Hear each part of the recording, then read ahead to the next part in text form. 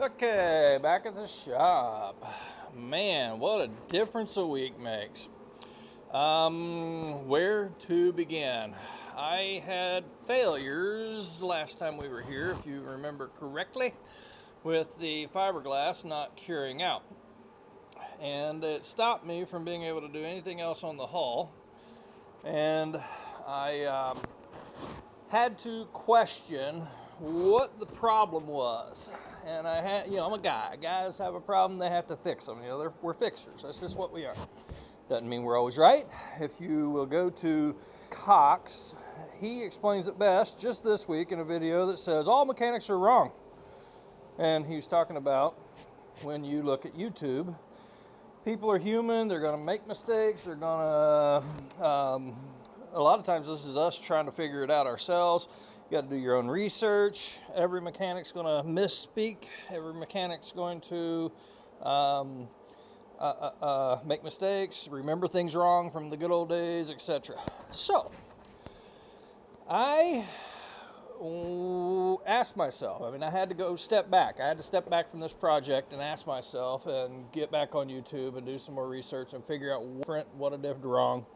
The conclusions that I came up with may still be incorrect. So if I say something wrong, forgive me. Do your own research. What happened was the back of that was hardening up pretty good. And by the time I got up here at the front, it started giving me a lot of problems. So I finished it up in a quick hurry. I turned off the fan that pulls that air out through that hole. I closed the door. I came back the next day, all 80-degree temperature. See how sunny it is out there? All 80-degree temperature. Opened the door, on my floor was soaking wet from rain that we had gotten the week before. Outside was dry as a bone. Inside was soaking wet. I was having trouble getting fiberglass to cure. I'm thinking humidity was my problem. Maybe it was, I don't know. I believed I needed to buy at least 2 fans. The one that I went shopping for today, I liked so much, cost $200, and it was only one, and I'm sitting here going, I can't spend this much money on this fan and only get half the job that I know I'm going to need anyway. So I said, well, I just ain't doing any of that today. I'll put it off, and I'll come back up here. And I'm up here. Last night we had 5 inches of rain. That's right, everything's wet out there. And so much so that I-29 right there, just south of here, is closed. I assume it's due to flooding, and I've never seen that. As long as I've been here, I'm not saying it doesn't happen. I'm saying that for whatever reason, they closed I-29 between exit 145 and 141. I'm assuming it's because of flooding. Last night they had a bunch of cars in downtown Grand Forks that got stranded in floodwaters. Tow truck couldn't get them because his lot was flooding, so I'm assuming all that's due to flooding, even though it's been a while since the rain's come through and there's still a lot of water out there. They still haven't opened I-29. I just came through there, so I'm assuming we had a lot of water. I opened up my shop floor. I opened up my shop door after sitting since last Tuesday. I took off last Tuesday, and this is Saturday the 21st, September 21st, and I opened up my door, and no water on the floor, no moisture on the floor, none, zero, zilch, nada. I'd love to tell you I have an answer for why my floor gets wet sometimes and why it, doesn't on days you think it should be. I'm assuming eventually that moisture outside will wick through this floor and eventually be in my shop, but it's not there today. After all that rain they got last night, I really thought, this would be a soppy, wet mess, but it's not. It's a dry floor. Camera. Temperatures outside are not in the 70s, might be close to 70 outside. I'm showing 66 inside. Now, you ask yourself, well, what are you trying to say? I'm trying to say that I thought I was going to come in here and find a sticky mess that I had to clean up, and I did not. What I found was hardened, cured fiberglass. Thank you. The PVA that I put on helped. The moisture in the shop obviously went down since I was in here. I'm not sure where, why, or how. I didn't turn in any heat. I never turn on the heater because it's not my heater. Not my gas bill. Is it a thermostatically controlled heater? Huh. I wonder if that thing's kicking on and off when I'm not around. Huh. I guess I'm going to find out because I see a switch up there. I assumed that I had to turn it on. I may have an issue. I mean, it's not hot in here, obviously. It's been hot all week. I've slept in this shop. I've never seen that heater kick on, not once. So that is not the issue. Okay. Okay, I'm sure that heater does not kick on. I've been in the shop when it was cold at night, sleeping in that chair right there, and had the heater kicked on. We have not been in the anything lower than the 50s, and I will question that some more to make sure that there's not a thermostatically controlled issue with that thing kicking on and off, because I didn't even think about that until now. That might have dried the shop out. In any event, I will turn it off. I see a switch up there on the wall now. I will turn that off. So that being said, I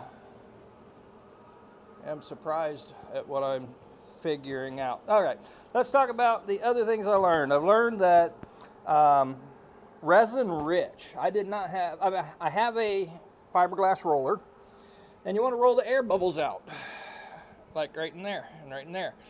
And I didn't have a proper fiberglass roller, and I thought resin rich would cure my problem. In other words, I thought if I put enough resin in there and down enough with my roller that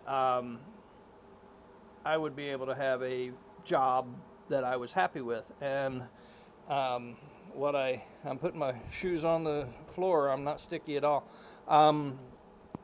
What I learned this week is that's not the right answer. If you look right down in there, you see a lot of resin right down in there. That's a puddle of resin. That's not what you want. That's called resin rich. That makes it brittle. It makes it weak. It does not make it strong.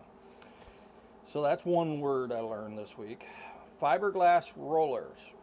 I wanted to get a better fiberglass roller. I have a fiberglass roller I ordered online. It came in last summer, or over the past summer, and I tried it. I didn't like it, and I believed I didn't need it for this flat a surface. I thought I could go resin rich and do nothing but the chip brush and the roller that I had, and I would be happy with the job. What I realized as I got into this was it wasn't working, and I needed to work some air bubbles back there. And I couldn't work air bubbles back here because I already got it sticky up here. So I had to back off and wait, and I was going to come out the next day and work those areas and start over and learn from my mistakes and all this good stuff.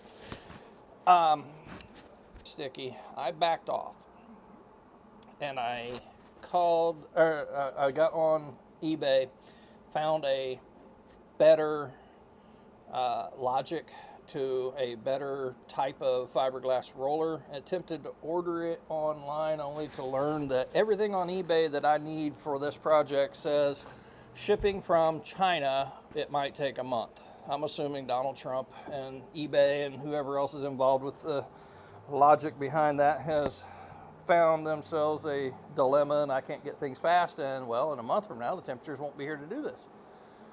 So all that being said, I backed off that idea, followed Donald Trump's advice, and get me an American-made one. Well, it's made by an American. That would be me. I had to make my own fiberglass roller. Fiberglass roller that I made is right here. This is something I found at Lowe's. This is something I found at Lowe's. And if you can grasp the concept, this will squeeze down over it. Put 3 of those on and you're now with a fiberglass roller. What I worry about this is not like a fiberglass roller. They're not in line, they're threads. They're screw-in threads. So that being said, in this case, this end goes this way, this end goes this way. And when I roll it across the fiberglass to push the air bubbles out and the resin out, because I don't want a resin-rich setup, that those two may pull the fiberglass in instead of roll smoothly across it. And I'm going to try it once, and if that works, then I will leave it alone. If it don't work, then I will go to the machine shop on a day they're open and buy a piece of pipe this long and have them thread it from one end to the other, one direction only.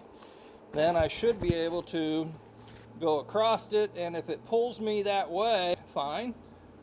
I can just pick it back up and start over without tearing anything up. And I can do that through the whole project. So I've got a plan if this doesn't work, but I know what I suspect might happen. So don't hold, don't take any of this to the bank. It's just me working on my ideas. Why did I have a issue with the resin not hardening? We had temperatures. Maybe it was humidity. That was a guess. But after I left here, I got to thinking about it. Let me get a cup out here. If I pour 1 pint, that's 16 ounces, of resin in this cup, I have 16 full ounces in this cup.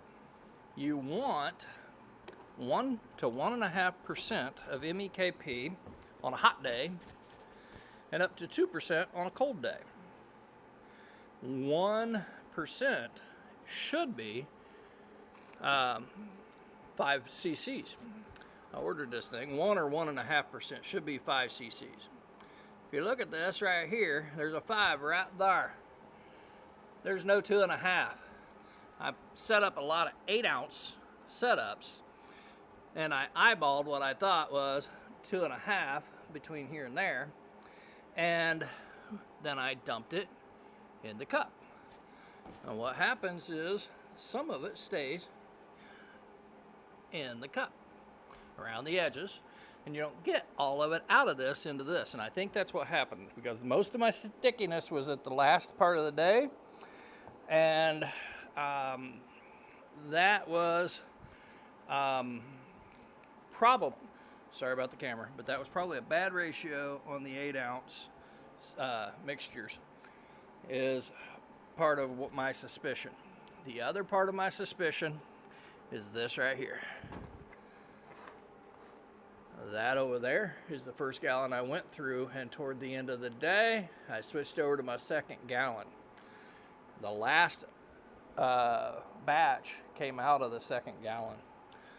I shook it well right before I used it, but because I had a bad setup, I'm worried that there may be something wrong with this gallon of resin. So I'm here, and I'm not going to use that gallon in the near future. I will probably use it toward the end of the project when I have a better understanding of what I'm doing. All right, that being said, the PVA. I thought I saw a guy online using a spray bottle like mine. I went back and did my own research. I found one video of Boatworks Today using PVA for a mold release. And how he did it was not with a spray bottle. How he did it was with a spray gun, and I'm not set up to do that.